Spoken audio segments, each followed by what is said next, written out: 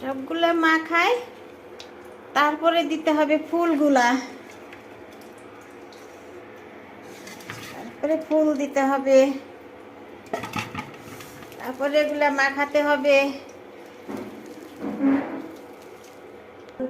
আমিও খাবো নানু। তারপরে দিতে হবে চালের গুঁড়া, আতপ চালের গুঁড়া। আতপ চালের গুঁড়াটা দিলে মসমসে হবে। ময়দাটা দিলে, আটাটা দিলে বেশি মসমসা হবে না, চালের গুঁড়া দিলে মসমসা হবে। আমি অপেক্ষা করছি নানু, তুমি তাড়াতাড়ি করো। তেল গরম করতে দিয়েছ? মরিচ কাটা দিছি, পেঁয়াজ কাটা দিছি, আদা রসুন বাটা, চালের গুঁড়া দিয়ে মাখাতে হবে সুন্দর করে। নানু আমিও কিন্তু ওয়েট করছি দরিয়াপুর সাথে।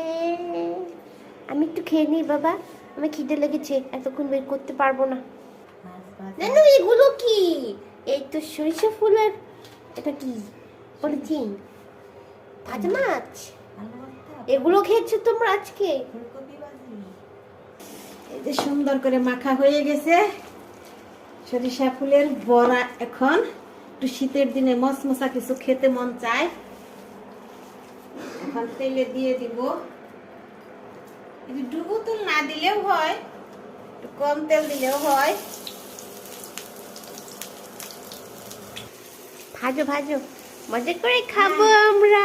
শীতের দিনে মশমশে কিছু না খেলে ভালো লাগে না, শুধু কিরকম জানি ছুচু লাগে।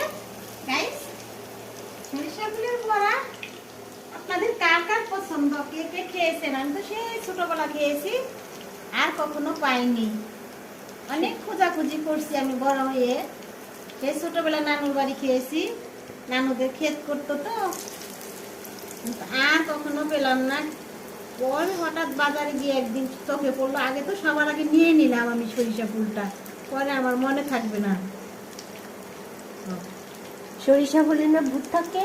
সরিষা ফুলে ভূত থাকে কিসের? সরিষা ফুলের বড়া সেই স্বাদ। তোমরা ভূতের বড়া খাচ্ছ তার মানে? না না, যে মজা, একবার যে খাইছে সে বুঝবে কিরকম মজা। এটার নাম হচ্ছে ভূতের বড়া। হ্যাঁ, ভূতের বড়া। আমার পছন্দ হইবে না। ওটা কি? ওটা কি ডিস্কো লাইট ঝুলছে?